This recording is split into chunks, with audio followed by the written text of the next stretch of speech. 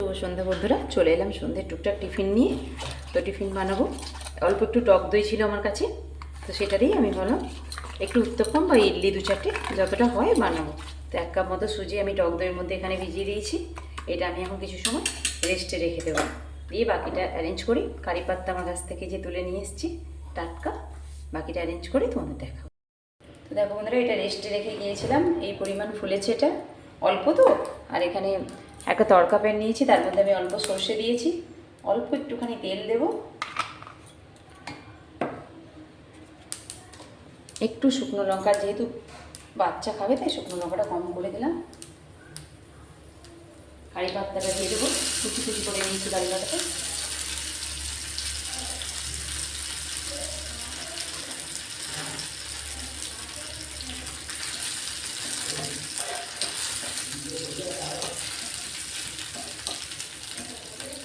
এটার মধ্যে আদা গ্রেট করে দেওয়া যেতে পারে, আরও অনেক কিছুই দেওয়া হয়, সে বাচ্চা তার এইটুকুই পছন্দ, ওই জন্য এইভাবে দেবো। তো এটাকে আমি এর মধ্যে ওভেনটা বন্ধ করে দিচ্ছি, এটার মধ্যে সুজিটার মধ্যে দিয়ে দিচ্ছি আমি এটা।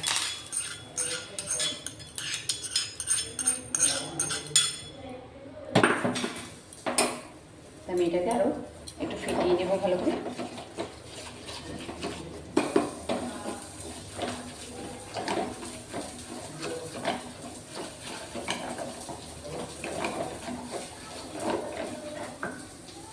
দেখুন ধরে এখানে একটা পাত্রে আমি জল বসিয়ে দিয়েছি, আঁচটাও জ্বেলে দিয়েছি, আর এখানে অল্প দুটো থাকে, এটা হয়েছে আমি রেডি করে নিয়েছি এর মধ্যে দিয়ে। বাকি এটাকে ওপরেরটা দিয়ে আমি এটা পরিয়ে দেবো। ওপরেরটা ফাঁকা ছিল, দই ছিল না আমার কাছে বেশি, যার কারণে যেটুকু ছিল আমি সেটুকুই করেছি।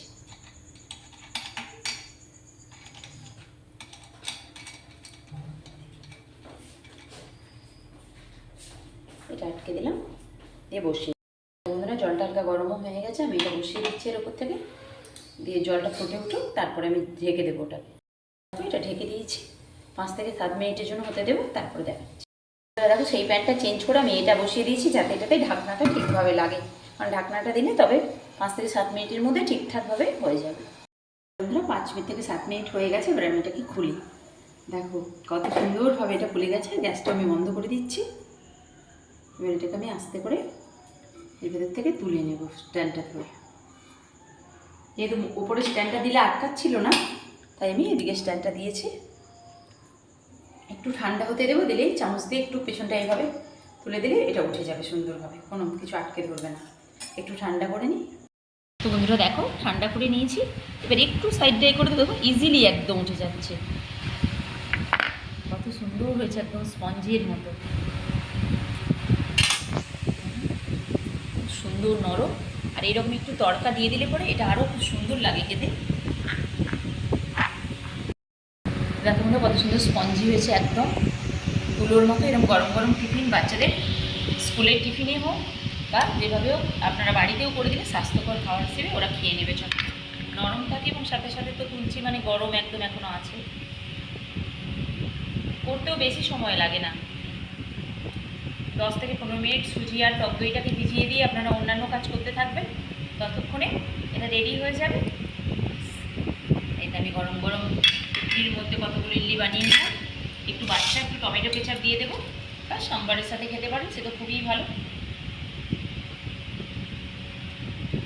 এটা দিয়ে সার্ভ করে দেবো, দারুণ লাগবে। আজকে সন্ধ্যের টিফিন রেডি। চলো বন্ধুরা খাওয়া দাওয়া করে।